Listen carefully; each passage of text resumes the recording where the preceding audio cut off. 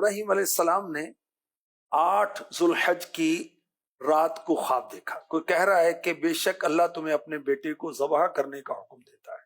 اچھا صبح سے شام تو غور کرتے رہے یہ خواب اللہ کی طرف سے. اچھا اس لیے 8 ذوالحج کو کہتے ہیں یوم الترویہ، سوچو بچار کا دن.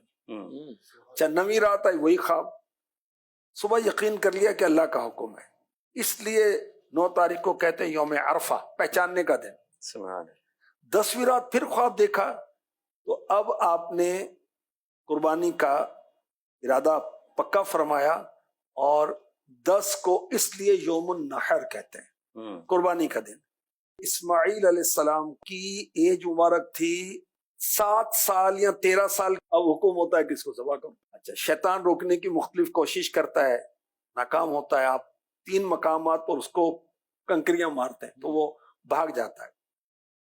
اب حضرت ابراہیم علیہ السلام اپنے شہزادے اسماعیل علیہ السلام کو خواب کے بارے میں بتاتے ہیں.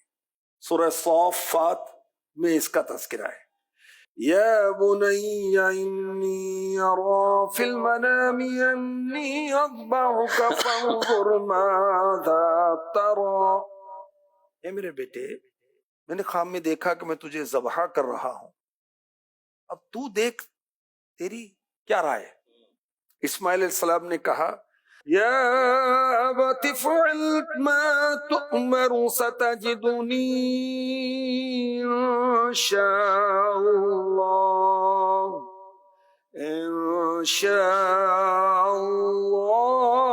من الصابرین.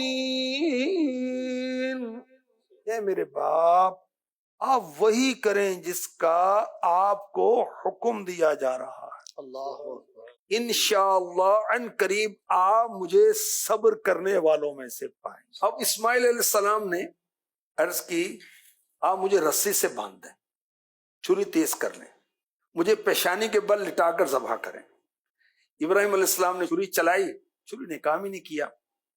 حضرت جبریل امی علیہ السلام اللہ کے حکم سے بطور فدیہ جنتی مینڈا لائے اور کہا اللہ اکبر اللہ اکبر. سبحان اللہ. یہ منظر دیکھ کر ابراہیم علیہ السلام سمجھ گئے کہ جو امتحان تھا، آزمائش تھی، وہ وقت گزر گیا.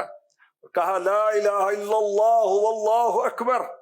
اسماعیل علیہ السلام نے کہا اللہ اکبر وللہ الحمد.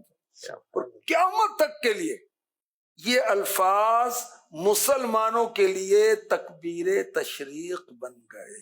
ابراہیم علیہ السلام نے اب اپنے بیٹے اسماعیل علیہ السلام کے فدیے میں جو مینڈا ذبح کیا، کون سا؟